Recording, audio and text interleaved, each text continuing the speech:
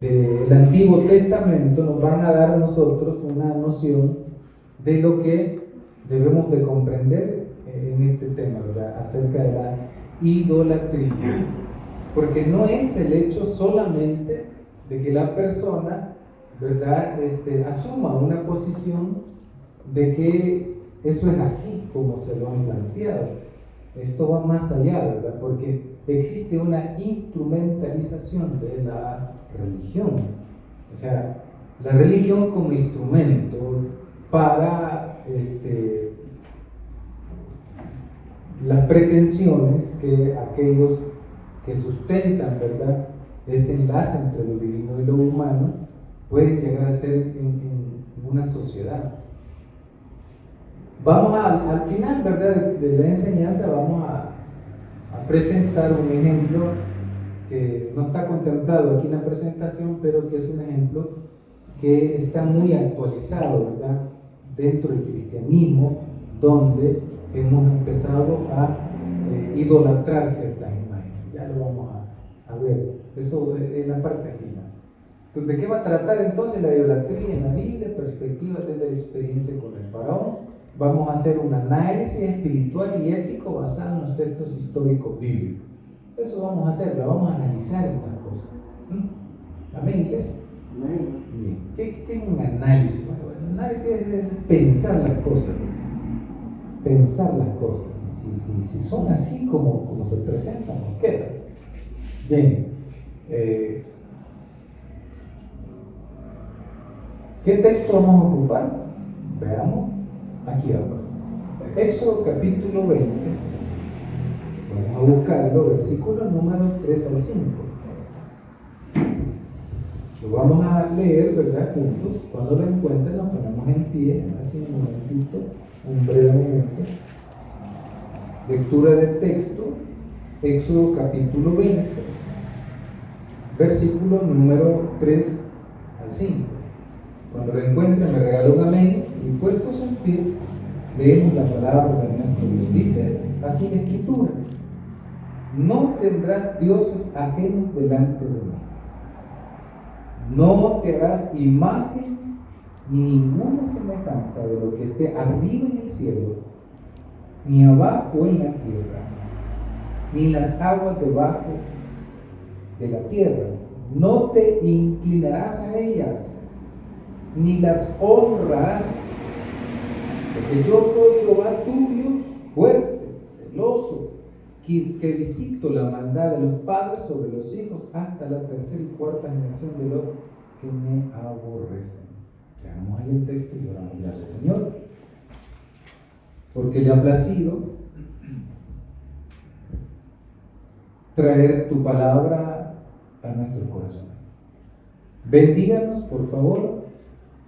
Le pedimos que su gracia se manifieste, que su Espíritu, Señor, nos acobije y que nos conduzca por ese camino, Señor, de la verdad, apartándonos de los caminos de la mentira, del engaño, del error.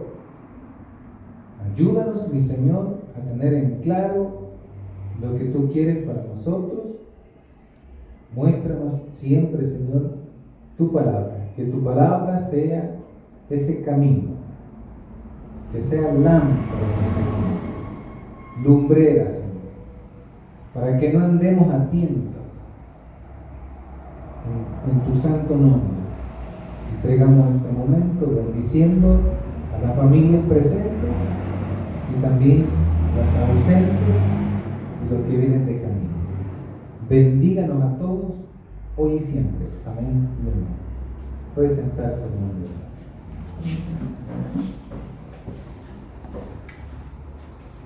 La mayoría de los libros que encontramos en las Escrituras en el Antiguo Testamento no han sido traducidos al español. Tienen el nombre tal cual. Por ejemplo, Génesis traducido significa origen.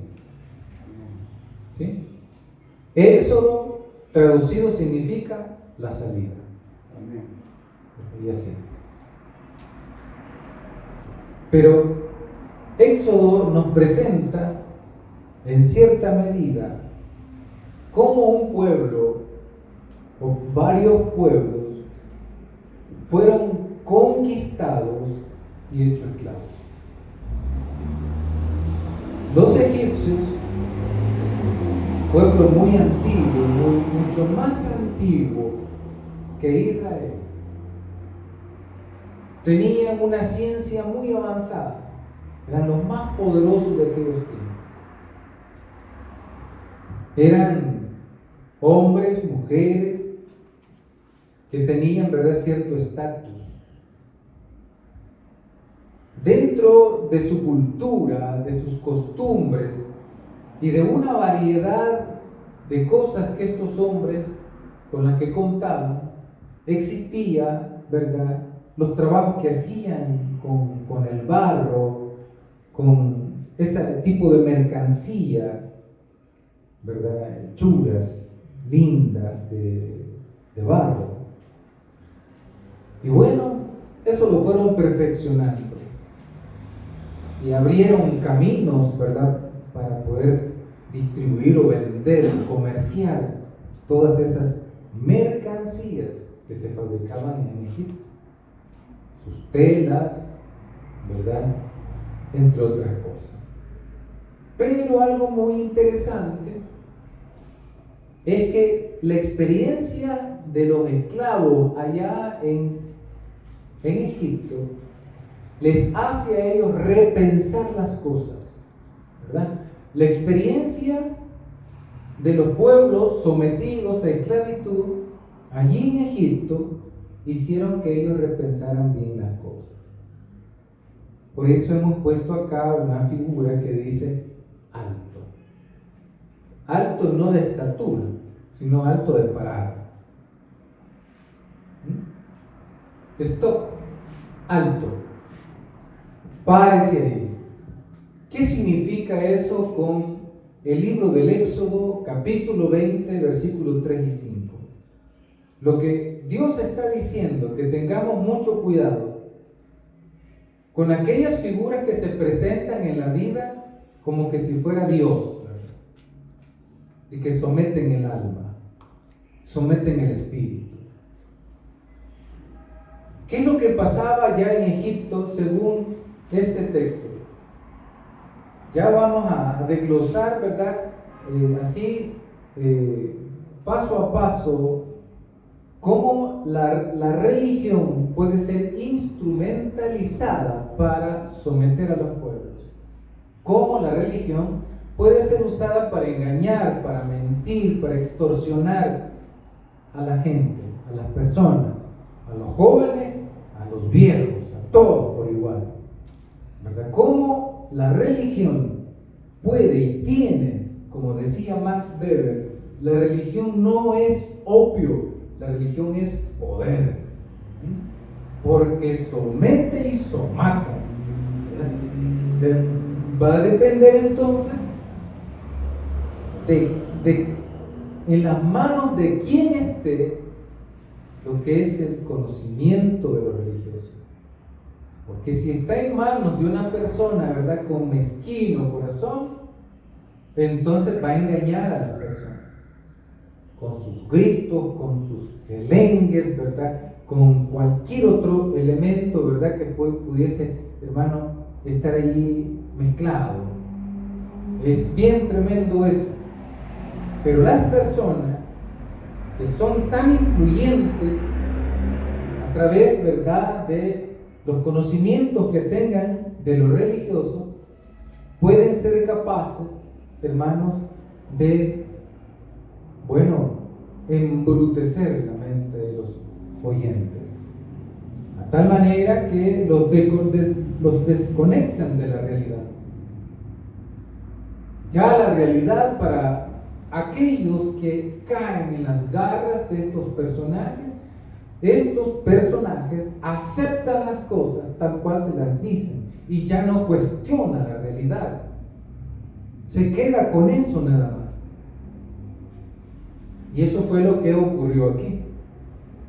Éxodo es la salida, es el apartarme de aquello que ya no es funcional para mi vida, para mi corazón. Es, ¿verdad?, un adiós de estas cosas. Ya no paso por allí, ya no llego por allí. Es, hermanos, entonces un alto a una vida prácticamente que está causando mucho mal, y ese mal se acepta como tal en nombre de Dios. Ese mal, oiga bien lo que le voy a decir, se acepta en nombre de Dios. Es que Dios así quiere que sean las cosas. Y asumimos una ideología que muchas veces se parece a aquellas formas tradicionales del hinduismo que creen en la predestinación de las cosas. Que ya está así, no podemos cambiar nada. El dolor es parte ya de la vida, sí, pero va a depender de cómo se está, ¿verdad?, manifestando ese dolor en la vida. En una ocasión había una mujer, Teresa se llamaba, una monjita trabajando en Calcuta, vio a las personas que estaban enfermas allá cerca de un basurero. De eso vivía la gente, de andar, ¿verdad?, allí escarbando en la basura, a ver si encontraba algo. Y así alrededor del basurero habían hecho sus casas, y algunos caían enfermos. Algunos les salían sus llagas, y ella caminando se va dando cuenta, ¿verdad?, que ellos estaban en mal estado y había que curarlos. El hindú decía, no, ¿para qué lo va a curar si Dios así ha querido que se enferme y que muera así? Vino ella y dijo, no, vamos a ver si los podemos curar. Y abrieron unos hospitalitos y comenzaron a curar a la gente, a sanarlos. Y aquellas personas que aceptaban, ¿verdad?, como tal la enfermedad y la muerte de esa manera, comenzaron a pensar la vida de manera distinta. O sea, los pobres aceptaban ser pobres y desgraciados hasta los límites inimaginables. En tiempos del Antiguo Testamento era así. La gente creía, ¿verdad?, que era esclavo. Era lo peor. Les golpeaban, les reducían el alimento, el agua. Y ellos decían, es que Dios así lo quiere. ¿Amén? Oiga, es que Dios así lo quiere. Bueno, ¿de qué vamos a estar hablando en todo este momento, ¿verdad? Ya saben, el domingo pasado estuvimos dando razón de ello acerca del concepto, ¿verdad?, de idolatría. Pero lo vamos a volver a repetir. La idolatría en la experiencia con Faraón, ¿verdad? Ya hemos hablado un poquitito de eso. Dimensiones morales de la idolatría en el contexto de Faraón. Esto de moral, ¿de dónde viene? La moralidad, la forma de que nosotros actuamos frente al otro. ¿De dónde viene esto? ¿De dónde viene? Vamos a ver, los aspectos políticos y culturales de la idolatría en Egipto. ¿Por qué todo esto está relacionado con lo político? Dice uno, ¿qué tiene que ver lo político con lo religioso? Ahí está en la Biblia, el faraón era el representante político más influyente de aquel momento. No podemos decir de que eso no es político. Sí, es político. Amén. Bien, entonces, aspectos políticos y culturales de la idolatría. Y por último, las enseñanzas bíblicas y relevancia actual de la idolatría. Aquí vamos a concluir con algo bien interesante. Vamos a hacer una crítica bien pesada. Bueno, de eso va a tratar el asunto en esta hora. Bueno, ¿para qué nos sirven los conceptos? Para tener una idea clara de qué es aquello. Por ejemplo, nosotros tenemos figuras. ¿Qué es esto? Un control. ¿Ya? Tiene sus características, ¿verdad? Pequeño, en una forma, ¿verdad?, así como que fuera algo, una nave espacial, tiene botones de color negro en su fondo, colorcito gris, algunos botoncitos, y nosotros le llamamos control, porque con esto controlamos las cosas, ¿verdad?, que necesitamos controlar, el control. Allá en la casa tenemos también controles, ¿verdad? Tenemos el control del teléfono, ¿sí? El teléfono es un control. Tenemos también el control de la televisión, del equipo de sonido, tenemos el control de las llaves del carro, tenemos un montón de cosas, ¿verdad? Tratamos de controlar. Bien, el concepto entonces de este aparatito es control. Ese es el concepto, ¿verdad? Cuando decimos, pasame el control, ya sabemos qué es, ¿sí? Por ejemplo, tenemos nosotros en la casa nuestro calzado. Ya sabemos el calzado, ¿verdad?, qué forma tiene, qué color, si son deportivos, si son de lustrar, y ya sabemos a quién le pertenecen por las formas y por la talla. Ya sabemos. De repente el papá le dice a la hija, mira, o al hijo, mira, alcanzame mi zapato. Ya sabe, aquellos objetos, ¿verdad?, con orificio alargado donde uno mete el pie, el concepto es el zapato, ¿sí? Bien. Y por eso es importante que nosotros tengamos, ¿verdad?, muy en claro el concepto de lo que es la idolatría. La definición de idolatría implica la adoración indebida de imágenes o poderes distintos a Dios. Implica la adoración, el reconocimiento que estas cosas son las mediadoras entre lo divino y lo humano, ¿sí? Aquí tenemos, ¿verdad?, una imagen donde le han llegado a dejar lo que son ofrenditas. Esto es en la India. En la India abunda muchísimo eso, ¿verdad? Son sus creencias y también nosotros como iglesia tenemos que aprender a respetarlas, ¿sí? Hubo un tiempo dentro, ¿verdad?, de lo que es la historia humana donde los grupos religiosos, cristianismo e islamismo, sometían a las sociedades y los convertían a través de la espada. O se convierte o lo matamos. ¿Y usted qué hubiera querido? Que le cortaran un brazo, un pie, la cabeza, o aceptara el Islam como única norma de fe, como el camino para Dios, o el cristianismo, porque el cristianismo también hizo eso. ¿Qué hubiera querido usted? Yo la vida, ¿verdad? Yo la vida, pues sí. Entonces mire qué interesante, porque eso ha pasado en la historia. Bueno, hasta Israel hacía eso. Recibían supuestamente la orden de Dios, vayan a matar hasta los niños. Ya salían aquellos a descuartizar un montón de gente, pero como era mucha, nunca terminaban. Pero es lo que están haciendo hoy allá en el Medio Oriente. Le están haciendo caso a la Escritura, de ese Dios que les habló en aquel momento, y que no es el mismo Dios de Jesús, déjenme decir, porque Jesús nunca hizo eso. Pero bien, lo que quiero decir, ¿verdad?, es que este tipo de figura, ¿verdad?, aquí podemos ver que tiene ciertos rasgos, ¿verdad?, humanos, pero es una pieza de metal, puede ser una pieza de piedra, ¿verdad?, o de una roca.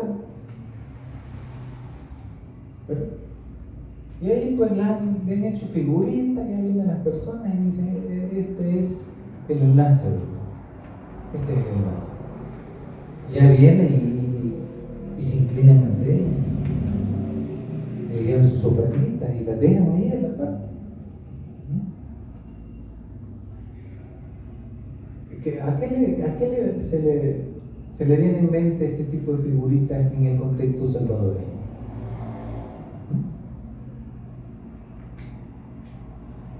El catolicismo. El catolicismo. Pero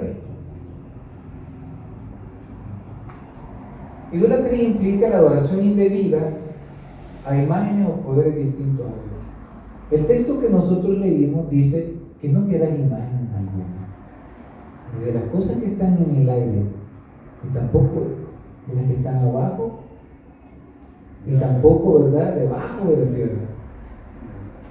O sea, aquí Dios dice de ninguna manera. ¿Ya? Y todavía, en una ocasión, había un hombre, ¿verdad?, en el desierto que no quería hacerle caso, ¿verdad?, al llamado divino para ir a liberar al pueblo ahí. Y dice él: y si me preguntan en nombre de qué Dios, ¿qué nombre voy a darles? Pues sí, porque si me preguntan y yo tengo que dar cuenta a los demás. Tendrá razón, le digo. Di que vas en nombre de Yahweh. ¿Y qué es ese nombre de Yahweh? Yahweh es el existente. Así. No es un nombre propio, como Julio César, como José, como María. No es un nombre propio, ¿sí? No. Es simplemente, ese nombre Yahweh significa el existente, el que existe de por sí. Así nada más. Entonces, es bien interesante porque ese existente existe, pero no tiene una forma. No tiene una forma particular, ¿verdad?, como nosotros la podemos interpretar antropomórficamente. O sea, dándole una forma de un ser humano. Dios no tiene forma de hombre ni de mujer. Dios no puede, ¿verdad?, ser dibujado, no puede ser. Bueno, algunos lo dibujan como el Espíritu, ¿verdad?, el Espíritu Santo, que al final termina siendo Dios mismo. Pero bien, no se puede entonces construir una figura de Dios. No se puede. Por eso los musulmanes dicen que el cristianismo no cree en un solo Dios, porque nosotros creemos en la Trinidad, dicen. Nosotros, como iglesia, hermanos, no creemos en la Trinidad, creemos en la unidad de Dios, que es otra cosa, porque la palabra Trinidad no aparece en la Escritura. Creemos en la unidad de Dios, que Dios se manifestó en su Hijo Jesucristo y que dejó su Espíritu, ¿verdad? He ahí la unidad. Nos unimos a Dios a través de la enseñanza y de la práctica de la fe. Nos unimos a Dios. Ser uno, dice Jesús, como yo soy uno. ¿Verdad? Amén. Entonces, miren qué interesante. No hay forma de desviar la atención dentro de nuestra comunidad al decir que las imágenes no se adoran, sino que se veneran. No podemos aceptar tal discurso por cuanto estamos queriendo ver que aquellas cosas son mediadoras, y en este sentido no puede ser así. O sea, yo no puedo y no debo aceptar que no es lo mismo adoración que veneración. Estamos hablando de lo mismo. El reconocimiento de un ser, ya sea santo o la Virgen María, ser mediadores, porque eso también tiene e implica la idolatría. Es ese objeto que yo estoy interpretando como mediador entre lo divino y lo humano. Amén, iglesia. Entonces no hay tal de eso de la veneración, ¿verdad? Y aquello que la filosofía católica ha ayudado a como a suavizar, ¿verdad? Que no, es que nosotros veneramos, dicen ellos, no adoramos, dicen. Si son dos cosas distintas, dicen ellos. Pero Dios está diciendo en Éxodo que no nos hagamos ni idea, dice, de lo que está allá en los cielos, debajo de la tierra. Implica ahí animales, humanos, ángeles, cualquier cosa o tontera, ¿verdad?, que el hombre puede inventarse, no es aceptable por Dios. Dios es celoso en ese sentido. Dios es celoso y no comparte la gloria con nadie. Como que de repente, ¿verdad?, venga la señora de la casa, está pues con su esposo, y de repente le diga al esposo: mira, mujer, quiero hablar un tema serio contigo. Le dice: fíjate que allá me encontré a alguien que me habló de un tema bien bonito, le digo, y habla acerca de que uno puede tener otra mujer, le digo. Así es que yo te vengo a proponer eso. Yo quiero tener otra mujer por allá, ¿verdad? Pero también te quiero a ti aquí. ¿Usted qué cree que le va a decir a aquella mujer salvadoreña, ¿verdad?, que tiene en su mente y en su corazón el hecho, ¿verdad?, de que ve la figura del esposo solo para ella? ¿Qué piensa usted al respecto? ¿Qué piensa que va a decir la mujer?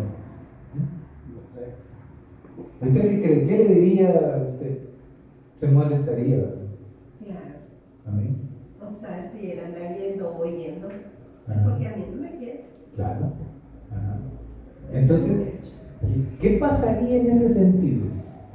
¿Usted aceptaría una vida así? Claro que no, ¿verdad? Claro que no. Ni el hombre tampoco. Pero Ni el hombre tampoco. Entonces, mire qué interesante, porque ese sentimiento que uno tiene aquí en el corazón, eso es lo que Dios ve cuando yo, ¿verdad?, comienzo a ver y a interpretar que puede existir alguien que pueda mediar esa relación entre lo divino y lo humano. Dios es celoso, ¿verdad? es un sentimiento único. Pero es sano, Sí. ¿verdad? Muy sano.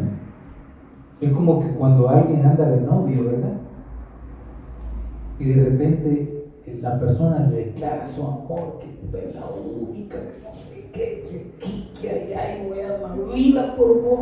Y de repente anda con otra nomás, de lo más, dándole besitos.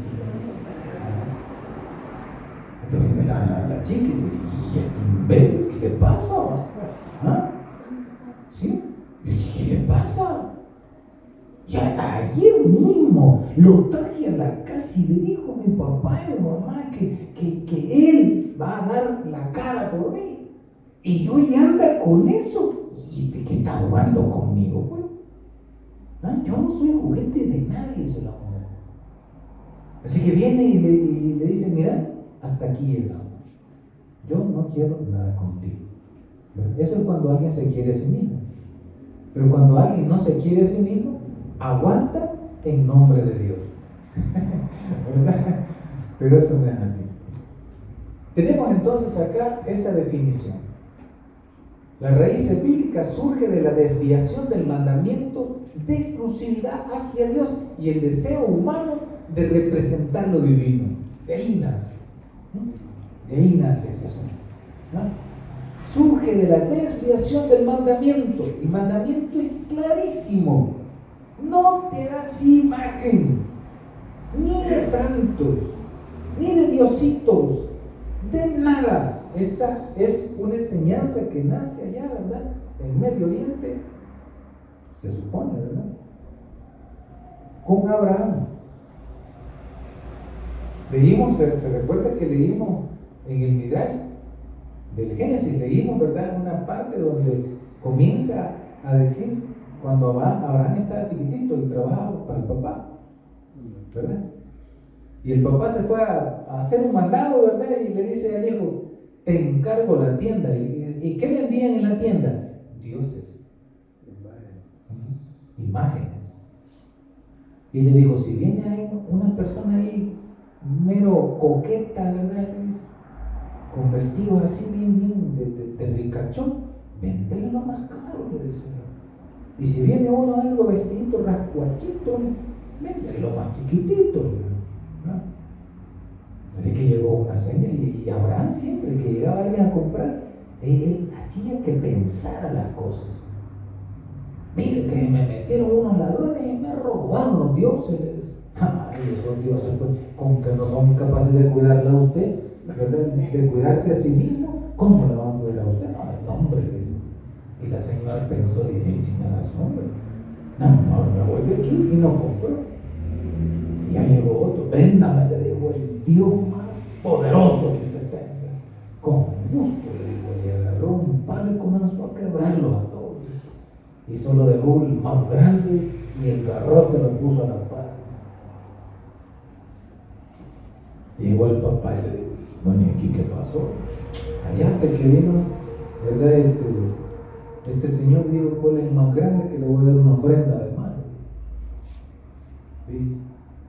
Y todos comenzaron a decir que ellos eran los más grandes y que a ellos le dieran la ofrenda. Entonces comenzaron a pelear y se quebraron todos. Y le dice el papá, ¿verdad? ¿Cómo es así? Si vos bien sabés que esto no es nada. Ya ves, papá, lo que estás diciendo. Presta atención a lo que estás diciendo, le dijo. Entonces, ¿quién creó eso que hay un único Dios? Según, ¿verdad?, la historia y el relato, ¿verdad?, religioso del judaísmo y de los musulmanes también, fue Abraham, un patriarca.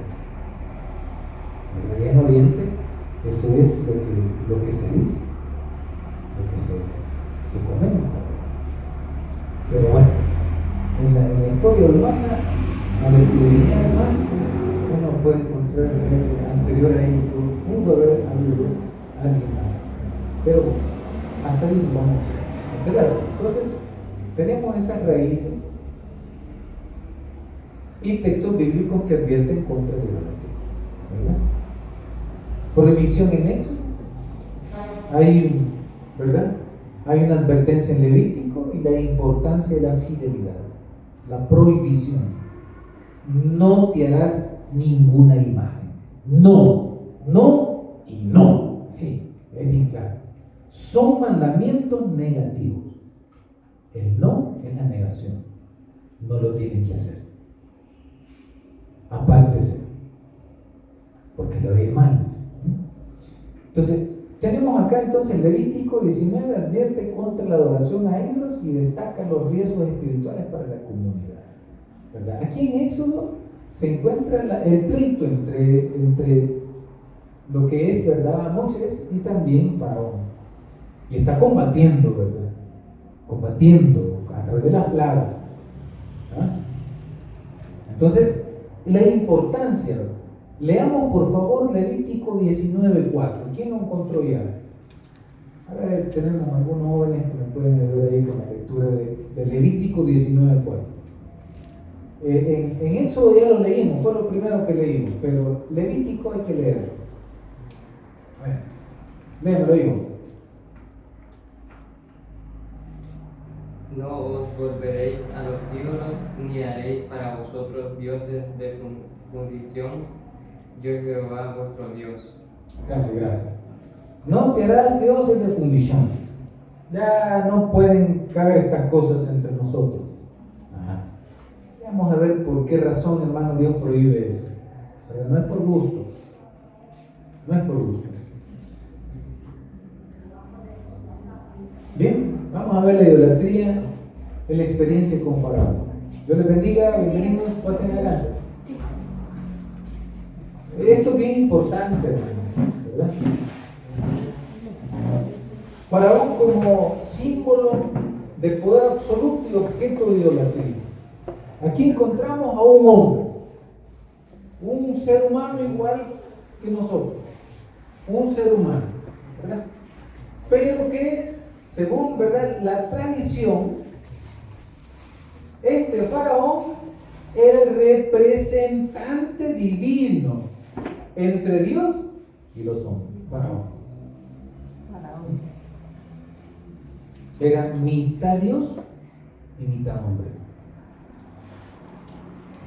¿Usted cree que era mitad Dios él? No, era 100% hombre. Pero entonces, ¿por qué razón creían toda la gente que este tenía el don de la vida? Porque cuando se le murió el primogénito, no lo pudo resucitar. Y la gente se fue dando cuenta de que no era como decían las cosas. Aquí nos podemos ir dando ya cuenta que mucha gente ocupa eso, ¿verdad? Hay una influencia en el mensaje que transmiten y es muy fuerte, muy poderoso porque uno lo cree. Uno cree eso. Por ejemplo, hay denominaciones o movimientos sectarios como la Luz del Mundo. Ellos han construido todo un andamiaje filosófico, ¿verdad?, de puro engaño, hermano. Y lo creen así, que el que está en México, el gran apóstol, es el mediador entre Dios y ellos. Y que el que les va a dar la salvación es el apóstol, no es nadie más. O sea, imagínese usted, uno podría pensar que la influencia de estos personajes ha quedado en el pasado, pero no es tanto así. No, está muy presente. Por lo menos nosotros en esta organización religiosa sí estimamos mucho a los líderes de la iglesia. Amén. Sí lo estimamos, pero no llegamos al grado de orarles, ¿verdad?, a ellos para que intercedan por nosotros. Lejos esté del liderazgo de esta iglesia tal presunción. No, hermano. Un líder religioso es el que mayor responsabilidad tiene de sus feligreses. Eso sí. Y que Dios le va a pedir cuenta más adelante. Dependiendo del tipo de enseñanza que esté dando el liderazgo de la iglesia en la actualidad, hermanos, y el actuar de su feligresía, así van a dar cuentas también. Si ellos andan enseñando cosas erradas, andan enseñando cosas que no son, se van a presentar delante de Dios después. Ahí van a dar las caras. Y ahí no va a importar el grito o la amenaza a nivel bíblico, que se va a ir al infierno fulano de tal. Ellos van a arder en el infierno, déjeme decirle.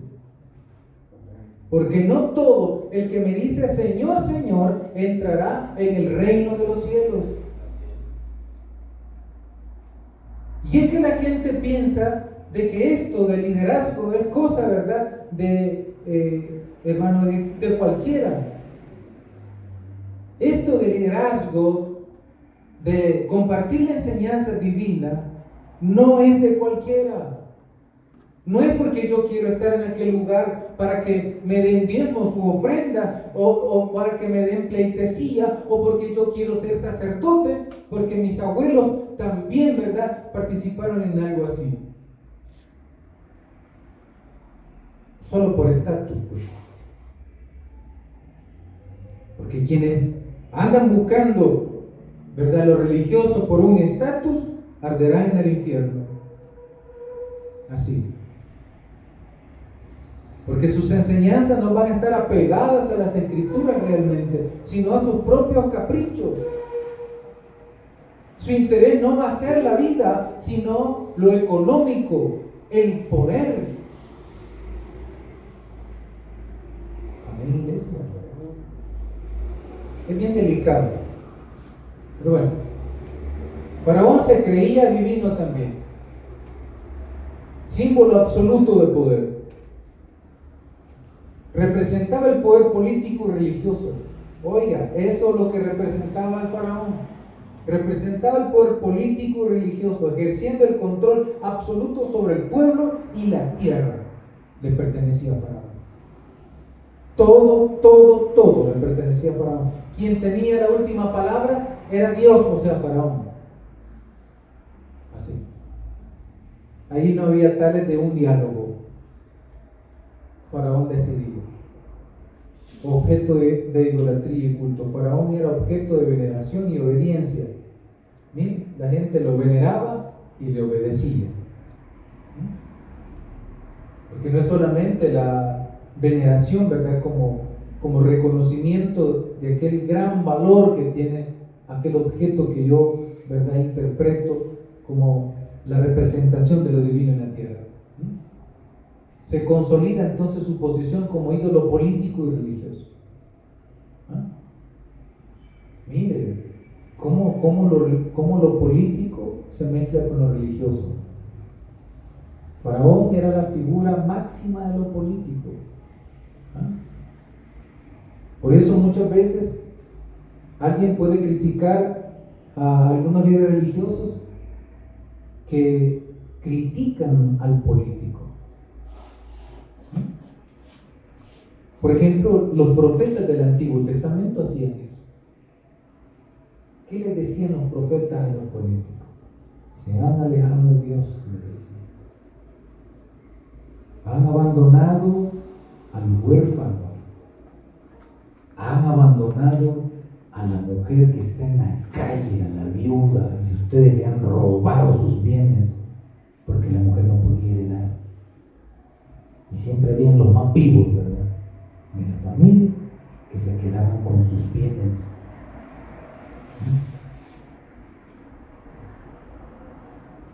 Entonces, Faraón era objeto de culto, pero también era aquel personaje, ¿verdad?, político. Era político y religioso. Aquí vemos, ¿verdad?, esta imagen es el sarcófago donde los tenían a ellos enterrados, los momificaban, ¿verdad? Porque el culto continuaba, el culto de los muertos. El culto de ellos no acababa estando ellos muertos. Para el egipcio, ellos seguían viviendo en el más allá, atravesando, ¿verdad?, la barca, topándose, ¿verdad?, que allá había un personaje que le hacía un montón de preguntas, lo evaluaba antes de entrar a la vida, a la otra vida. Tenían que atravesarse, ¿verdad?, un río a través de una barca. Bueno, entonces podemos ver que hay una divinización de Faraón, es un símbolo absoluto del poder y es un objeto de idolatría. Bien, aquí encontramos una confrontación. Faraón decía: yo soy Dios, o sea, representante de Dios aquí, decía Faraón. Yo tengo poder, tengo magos, astrólogos, tengo todo, tengo armas, tengo ejército, decía Faraón. Bueno, la narrativa bíblica de Éxodo 5:14, estamos hablando de capítulos aquí, ¿verdad? No puedo meterme ahorita en un versículo en particular, pero hay una confrontación, aquí hay narrativas. O sea, lo que dice aquel que es y lo que dicen los otros que no es aquel que dice que es. Espero no confundirlo con este juego de palabras, ¿no? Por ejemplo, yo digo: yo soy Superman, hermanos. Aquí yo soy el hombre de hierro, a mí no me calan las balas. ¿Sí? Yo soy Superman. Y viene alguien y dice: hey, es cierto, él es Superman. Me puedo poner un chaleco antibalas, ¿verdad? Y alguien puede dispararle y dice que sí, es cierto, yo lo vi, paró las balas, no le hicieron daño las balas, es Superman el pastor. Y a todo, no, el hermano Superman, Sí, es cierto, yo lo vi. Allá salió volando. Pero en un accidente, lo levantó un carro. Miren qué interesante entonces, porque la gente va a creer la narrativa, el discurso de aquella persona particular. Porque eso decía Faraón. Faraón era un buen orador. A ellos los preparaban en todas las artes. Y allá se paraba, ¿verdad? Ponía un púlpito donde ponía su escrito. Y allá comenzaba a hablar Faraón delante de toda la multitud, porque le gusta la multitud a Faraón. Y engañaban tanto a la gente, usted, que en los lugares sagrados construían grandes edificaciones. Y también los espíritus que representaban a aquellos dioses. ¿Se acuerda usted de una caricatura que se llamaban los Thundercats? ¿Sí? ¿Se acuerda usted que había uno que se llama Mun-Ra? Ra era un dios. Y Mun es el dios de la luna. Mun-Ra. Y cuando Mun-Ra está allá en su casita, en una pirámide, ¿sí?, simbolizando al poder egipcio. Y cuando vemos dónde está durmiendo Mun-Ra, hay dioses, figuras de dioses grandes que están como viéndolo a él. ¿Sí? Entonces, en los lugares sagrados de los egipcios tenían grandes, ¿verdad?, imágenes que simbolizaban los espíritus. Pero decía espíritus del mal, decía que donde invocaba y se transformaba, se hacía bien poderoso, limitado, por supuesto. Se le acababan rápido la fuerza, solo en la noche, todo. En el día, hermano, la luz del sol lo consumía. Pero le digo, eso es la narrativa, lo que dice aquel que es. Y siempre va a hablar de cosas grandes y poderosas. Nunca va a hablar de lo malo que es. Nunca va a hablar de lo malo que es. Y si hay algo malo que ha hecho, va a culpar a otros. ¿Ves?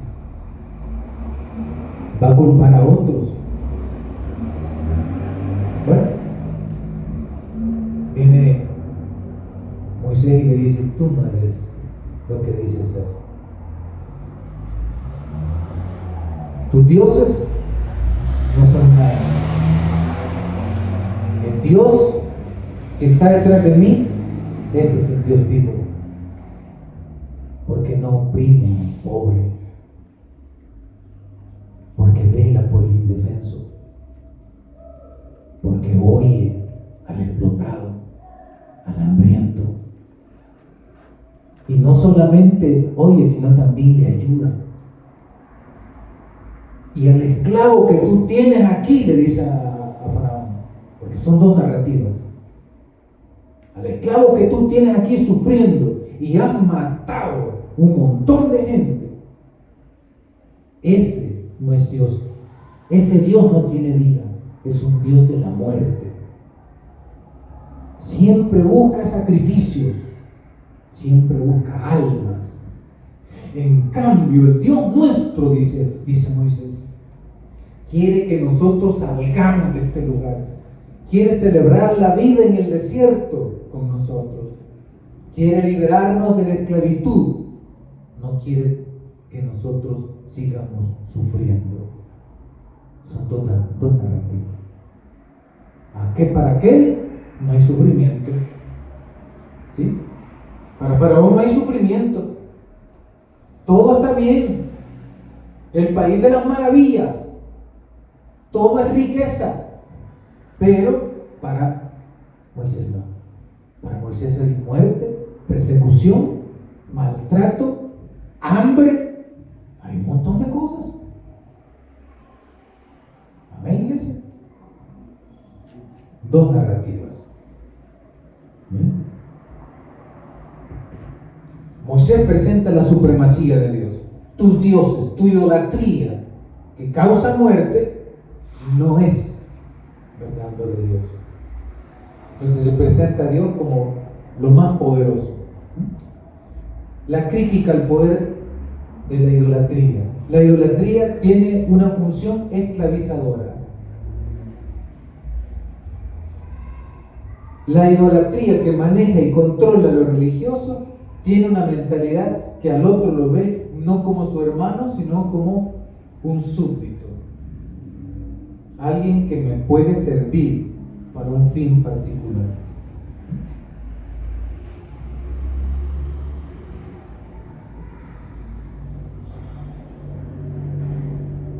Textos bíblicos claros sobre Faraón e idolatría. Aquí están estos textos, ahí se los dejo para que usted los busque en su casita, ¿verdad? Y los pueda leer tranquilamente. La intervención divina contra la idolatría. Dios, hermano, está avisando constantemente. Él interviene en la vida a través del discurso y quiere que ese discurso, esa narrativa que se dice, está en contra, ¿verdad?, de lo que los demás dicen que son, pero que no son. Dios quiere que nosotros también nos activemos, que nosotros colaboremos con el Dios de la vida, no produciendo muerte, sino vida. Amén, iglesia. Manifestación de las plagas. Dios se está enfrentando. Los que escuchan el discurso de Moisés se están enfrentando ante los demás. Exclusividad de Dios. Dios, hermano, debe ser exclusivo en ese sentido. No significa de que no seamos intolerantes, que vamos a dañar a otra persona porque piensa diferente a nosotros. No estamos diciendo eso. Yo no quiero formar, ¿verdad?, mentes donde podemos estar sacando a una persona de la esclavitud y meterla a otro lugar donde siga la esclavitud, pero de otra forma. ¿Sí? Si viene alguien y se identifica, ¿verdad?, como una persona que tiene varios dioses, ¿qué efecto puede causar en mí? Bueno, uno puede ser que yo me admire, pues está bien, ¿verdad?, que pienses así. Pero yo pienso esto. Pero si tú crees que eso es lo mejor para ti, sigue tu camino. Yo adoro lo que a mí me han enseñado y a la reflexión en la que yo he llegado a comprender las cosas. Pero si viene un católico y dice, bueno, vamos a celebrar la misa, vamos a las procesiones, vamos a levantar, ¿verdad?, a María o no sé qué, ¿verdad?, los muñequitos que ellos dicen, está bien. ¿Por qué yo me voy a poner a pelear con ellos? ¿Por qué me voy a discutir con ellos? Yo no soy Elías, que voy a agarrar un machete y voy a pasarle la balanza a todos ellos. No, cuidadito, que hay una ley. Lo van a meter preso, ¿verdad? Lo van a fregar allá. Ahorita en los penales está bien delicado. Ella no va a salir vivo, así. Más si sabe que usted le ha quitado la vida a unos religiosos que expresan su fe de manera distinta a usted. Y que usted fue una persona intolerante. Lo van a terminar matando allá todos los católicos que están allá presos.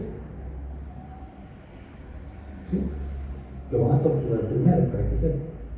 Entonces, no se meten camisas de 11 varas. Vivamos la fe que Jesús vivió, no la que los líderes insertan en la mente de los demás, odiándonos unos con otros. Quien enseña a odiar a su prójimo, no está Dios con él o con ellos. Dios no está allí en ese lugar. Dios nos ha enseñado a nosotros a amarnos entre nosotros. El amor vence esas limitantes de enseñanzas que muchas veces a nosotros, ¿verdad?, nos afecta grandemente. Amén. Que el amor transforma el corazón de los demás, que sepan que Dios, ¿verdad?, es así con nosotros también. Si yo vengo y quiero convertir a la fuerza al otro, de eso no se vive así. y Dios va a pedir cuenta más adelante. Tenemos acá entonces la manifestación de las plagas y la exclusividad de Dios. Veamos otro punto, las dimensiones morales de la idolatría en el contexto de Faraón. La moralidad, ¿qué es la moralidad? Bueno, es la forma de actuar que nosotros hemos aprendido en el mundo, qué es lo bueno y qué es lo malo, ¿verdad? ¿Quién le enseñó eso? Todo un sistema. Los padres ahí en la casa, en la escuela, ¿verdad?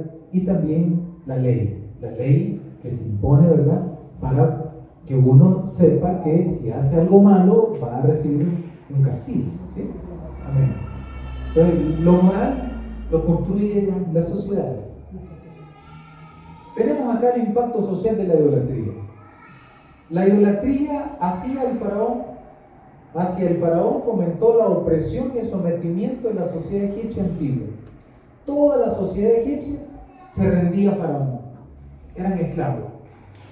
Los maltrataban en nombre de Dios y ellos aceptaban. Si Dios quiere eso. Cuando a una persona, una vez estuve platicando con una pareja, bueno, no con la pareja, sino que con uno de ellos. Y me decía, ella, pues se congregó en otro lugar, Me decía, ya no aguanto a este hombre, está haciendo esto, está haciendo lo otro, está haciendo esto. ¿Verdad? Una lista completa. Ya no aguanto. Siento que me voy a morir y estaba mal de salud ya. Entonces vine yo y le dije, hermana, veo que su relación ya no tiene remedio. Y era de las personas que no reclamaban casi mucho. Le digo, mire hermana, se parece mejor. No, pero que muchas veces uno pone la fe, ¿no? La Biblia dice que lo que Dios une nadie lo separa. Yo le digo, hermana, eso ya no es una relación que Dios quiere. Bueno, no me hizo caso, pasaron los años y estuvo a punto de morir, hermano,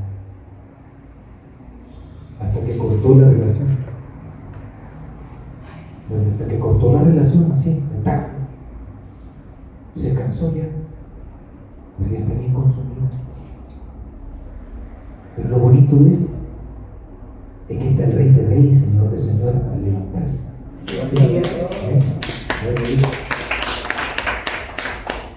Dios está ahí. Ese Dios que libera, ese Dios que rompe cadenas. Los esclavos encontraron descanso, fe, un propósito en la vida. Supieron de que esa forma de controlar la mente y el corazón del ser humano, volverlo un esclavo y no darse cuenta del daño que le están haciendo. Eso hace. Eso son ideologías esclavistas. Y el que esclaviza sabe que está haciendo mal. Y el que está haciendo las veces del esclavo sabe que está sufriendo, pero lo acepta gozoso. Es lo más terrible que le puede ocurrir al ser humano. ¿Miren? Son valores éticos contradictorios. No puede ser de que usted esté alabando y siguiendo una forma que está trastocando su dignidad humana. Y muchos religiosos están viviendo en una religión que están vulnerando sus derechos humanos,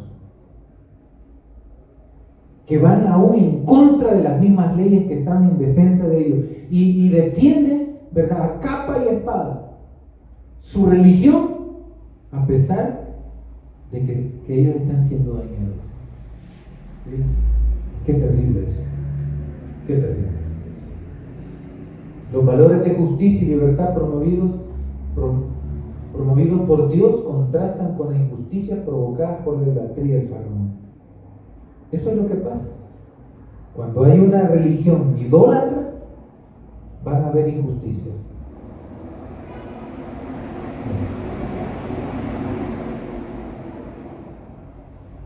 Aspectos políticos y culturales de la idolatría en Egipto. Así rapidito porque ya nos acabó el tiempo, hermano. Faraón como figura política e ídolo nacional. Miren, es que hay quienes, hermano, cuando ya disfrutan del poder, se creen intocables.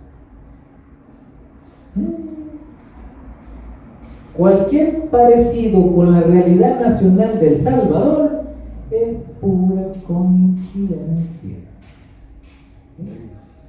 Faraón era un rey, ¿no?, que tenía todo a su disposición. Aquí no existía una asamblea legislativa, aunque hoy es un adorno. Pero aquí, en el caso de Faraón, no existía asamblea legislativa. El que legislaba era Faraón. Quien imponía la ley era Faraón. Quien tenía la última palabra era Faraón. Entonces, se crea una figura personalmente de Dios. Él mismo se creyó Dios. Y ya nadie lo podía enfrentar. Nadie. ¿Sí? Por eso cuando una persona comienza a concentrar poder en un estado, hay que prestarle mucha atención, porque quieren parecerse a Faraón. Sociedades democráticas deben de tener un gran cuidado de entregarle todo el poder a una sola persona, porque es lo mismo que tenía Faraón allá. Se creyó intocable, que nadie lo podía vencer, y por eso mataba niños también. Porque una vez escuchó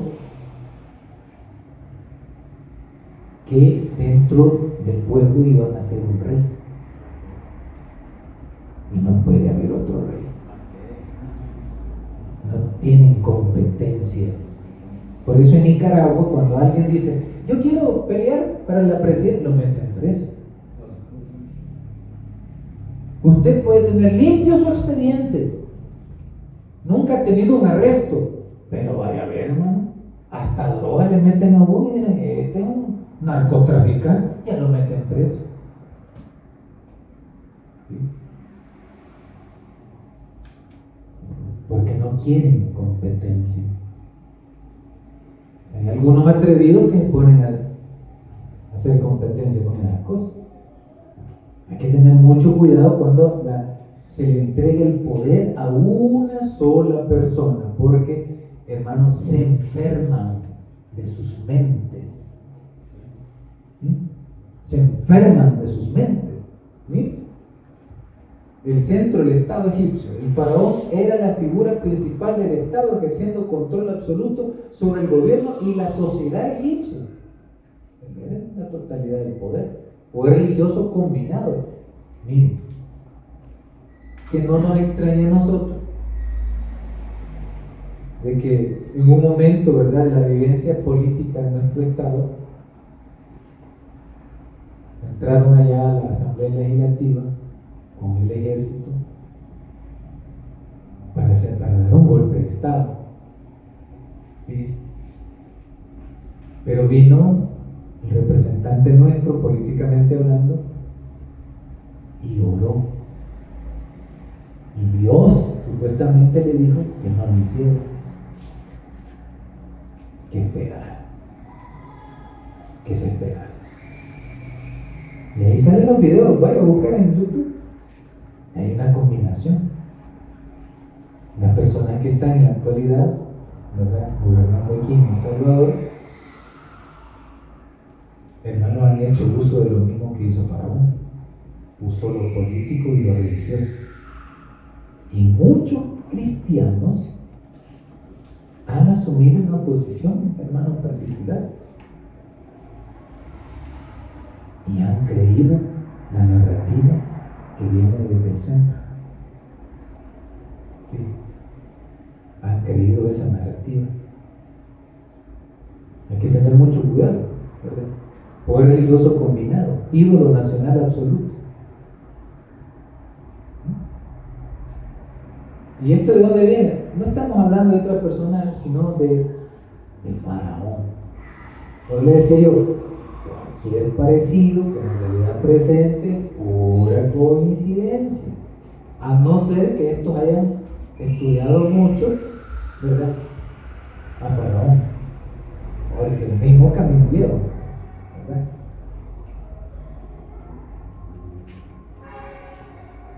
Prácticas religiosas y culto a Faraón en la sociedad. Rituales y oraciones.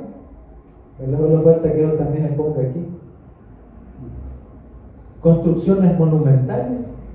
Hay quienes que les gustan, ¿verdad?, hacer alarde de las grandes construcciones. ¿Sí? ¿Quién ha ido al centro de El Salvador? En el kilómetro cero. Ahí hay una placa que dice kilómetro cero, ahí comienza a contarse. El centro del país. Ahí han hecho una, con ayuda de China, han hecho una biblioteca. ¿Es grande o es pequeña? Es inmensa. A estos personajes les gustan construcciones monumentales. Estructura social basada en idolatría. Adórenme a mí, reconózcanme, yo soy su Salvador. Ya no es Cristo, el Salvador del pueblo religioso, porque hoy andan, ¿verdad?, en búsqueda de la figura de fulano o fulana de tal, ¿verdad? Ya ve que también nosotros los cristianos muchas veces caemos en idolatría y no nos estamos dando cuenta de que ya caímos en idolatría. Creemos que fulano de tal es nuestro Salvador. Después se va a convertir en el verdugo. Estructura social basada en idolatría. Interesante. Vamos a ir cerrando esto. Impacto cultural, dice, influencia en la cultura egipcia. La idolatría al faraón impactó profundamente en el arte, la religión y las estructuras políticas del antiguo Egipto durante los siglos. Ahí está. Estas figuras que se construían, uno era faraón, ¿verdad?, gran poder, ¿verdad?, que existía. Entonces hasta en el arte se metió la representación divina. Miren, hermano, este video tal vez no lo pasemos, fíjense, porque hemos sido muy explícitos, pero esa es la gran ventaja de lo que viene, ¿verdad? Yo estoy haciendo mi obra social en una dependencia del gobierno, del Ministerio de Educación, y en todas las dependencias del gobierno va a encontrar usted la fotografía de quién. ¿Ya? Yo voy a un negocio de las familias que se congregan en la luz del mundo y ahí van a tener la foto del mero de ellos, del apóstol. Vaya a una pupusería de los que se autodenominan que son de la luz del mundo. Vaya a ver si ellos no tienen una imagen ahí. Vaya a ver si ustedes, si hay alguien que dice 100% católico. A ver ahí la fotografía, ¿verdad?, de Juan Pablo II. Esa divinización, ¿verdad?, de estos seres. A Dios no le agrada. No. Yo puedo reconocer las figuras históricas de varios, ¿verdad?, fulanos que hicieron gran obra. Yo lo reconozco, pero yo no le voy a andar, ¿verdad?, persignándome frente de ellos. No, ¿qué es eso? Bueno, cada quien con su rollo. Cada quien le va a entregar cuentas a Dios. Si dice Dios que es celoso, ahí le va a reclamar en el futuro. Ahí le va a reclamar Dios. ¿Verdad? Y no es después con él, no con alguien que dice cosas como esta, que desvelan las cosas como son.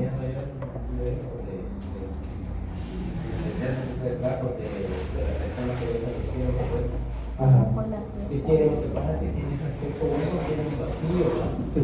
Por eso Dios nos dio una memoria a nosotros tan perfecta, que nosotros podemos recordar todas las personas que han fallecido y hemos conocido, cómo hablaban, Sí, cómo hablaban. mire, retratos se pueden tener. Lo que no puede ser usted es encuadrarse, ¿verdad? Así como viene el militar, ¿verdad? Y se queda ahí con el coronel. Oye, así van a ser los alumnos hoy cuando llegue la. Ya llegó. No, se oye, así llega como con uniforme, llega. Se va a tener que poner firme, ¿verdad? Pero lo que uno no hace es rendirle homenaje, ni culto, ni no, solamente para tener la imagen presente de que fue una persona que uno estima nada más, ¿verdad? Mire, pues, para un curioso, toda la cultura, ¿verdad? Irradió. Rapidito aquí.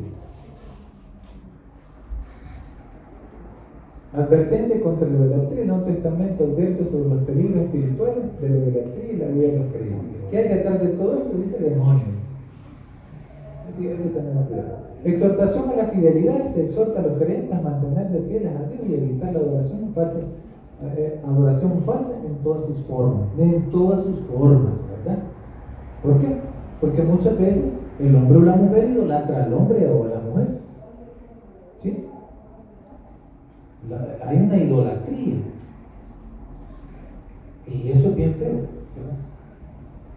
Hay que tener mucho cuidado con ese tema. Los hijos le pertenecen a los hijos, pero los hijos no se pueden idolatrar. No hay que servirle, hay que ayudarles, ¿verdad? En todo lo posible. Igual el hijo al padre, ¿verdad? Y de esa manera. Idolatrar al novio o a la novia, ahí hay, ¿verdad? Hay un problema. Ahí hay un problema muy grande. Bueno, hay que tratar de ser fieles a Dios, hermano. Hay que tratar de ser fieles a Dios. Reflexión sobre la idolatría moderna. Miren, hay quienes hoy andan idolatrando lo moderno. Imagínense pues, el Bitcoin. No, hombre, aquí fue un revuelo. Esta moneda es el único país en el mundo, que aquí, que allá. De repente viene el Banco Mundial y le dice: quiten eso porque si no, no les ayudamos. Y ahí lo quitaron.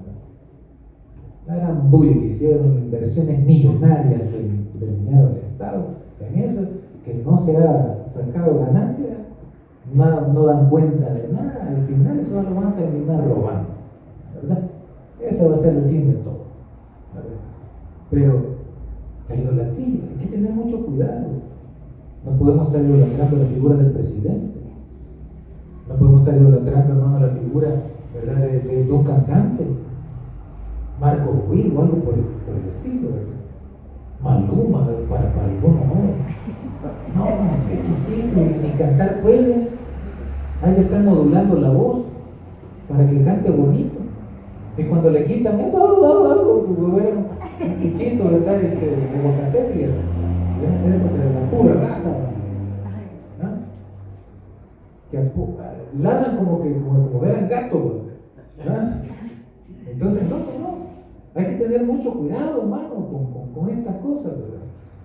El dinero, el trabajo, puede ocupar el espacio de Dios. Hay que tener mucho cuidado. Hay que reconocer que la Biblia ofrece enseñanzas para identificar falsas devociones y alertar sobre sus consecuencias espirituales.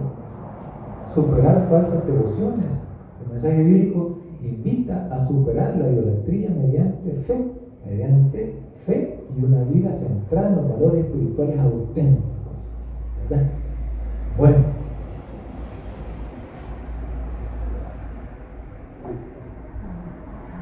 fidelidad a Dios, hay que procurar ser fieles al Señor e incentivar el análisis cuidadoso para evitar influencias negativas e idolátricas en la vida moderna. Hay que pensar la vida, hermano, ¿verdad? Bueno, yo seré un idólatra porque estoy, ¿verdad?, centrándome en esto. ¿Ah? Hay personas que toda su vida la viven trabajando y trabajando, y no descansan, no le apartan tiempo a Dios. ¿Ah? Toda su vida en eso. Y a la final uno termina muriendo. Y hay otros que solo viven metidos en la iglesia y son malas personas fuera de la iglesia. No, pues, Porque la iglesia se puede convertir en una forma idolátrica también. La Biblia. Miren, los judíos están justificando las masacres en Palestina en nombre de Dios. Hay quienes que defienden a Israel a capa y espada. Eso es idolatría también. Hay que reflexionar, hay que pensar por Dios. No hay que dejarnos ir así como la corriente, ¿verdad? Porque, bueno, hay quienes que son así. Yo con esto cierro, no les robé más tiempo lo debido. Pero hay gente en las alcaldías o en el gobierno que, independientemente de qué gobierno llegue, solo se quitan la camisa y se ponen la otra. Qué terrible es eso, una debilidad. Uno no sabe lo que piensa, ni sabe lo que cree. Bueno, entonces tenemos acá una reflexión crítica y resistencia a las idolatrías modernas. Reflexionemos, profundicemos sobre nuestra relación propia con Dios y nuestras acciones también con los demás. Bueno, llegamos hasta aquí, hermanos. Agradecemos el tiempo que nos han regalado, ¿verdad?, en esta enseñanza. Me disculpan porque hoy sí me excedí con el tiempo. Vamos a quedarnos hasta acá. Hacemos una oración. Nos vamos a poner en pie y decir, vamos a darle gracias a Dios por estos 2 días que hemos tenido, 2 domingos, donde hemos aprendido mucho sobre, ¿verdad?, acerca de la idolatría. Vamos a orarle a Dios con todo el corazón. Señor, gracias te damos. Gracias por la vida que has puesto, Señor, en este tiempo, en esta vida que usted nos ha dado. Gracias por esa vida. Gracias porque hemos aprendido muchísimo acerca, Señor, de la idolatría. Ayúdanos, mi Dios, a abrazarte a ti con fe y a despreciar todas aquellas formas idolátricas que pueden venir a mi vida a estorbar mi relación contigo, mi relación con mis semejantes, mi relación con la tierra. Por favor, mi Dios Todopoderoso, ayúdanos a romper con toda forma idolátrica que está desviando nuestro corazón de ti.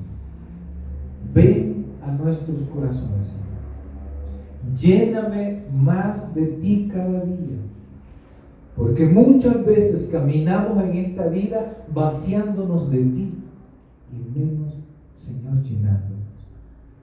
Que nuestro espíritu se fortalezca, Señor, con estas enseñanzas que hemos recibido. Que nos alejes de aquellas formas que nos desvían, idolátricas, que nos desvían de ti. Ayúdanos, Señor, a abrazar esa fe tangible, una fe que mueve montañas, Señor. Bendíganos a todos. Bendiga a nuestras familias. Bendiga a nuestros hijos y nietos. Bendiga, Señor, al que sufre, porque ese Dios todopoderoso que nosotros hemos abrazado es un Dios que oye al sufriente también, que no se hace del ojo pacho, sino que está pendiente del sufrimiento del otro, allá donde está el enfermo, allá donde está el preso, allá donde está, Señor, la persona que está pasando momentos difíciles. Allí esté tu mano también, liberándole, ayudándole, mi Señor Todopoderoso. Bendiga esta iglesia, bendiga a sus miembros, bendiga, Señor, sus pasos, bendiga sus pensamientos, y que no seamos esclavos de nadie, Señor, porque tú no quieres lo malo para nosotros, sino lo bueno. Así que bendíganos, mi Señor. Bendíganos a todos.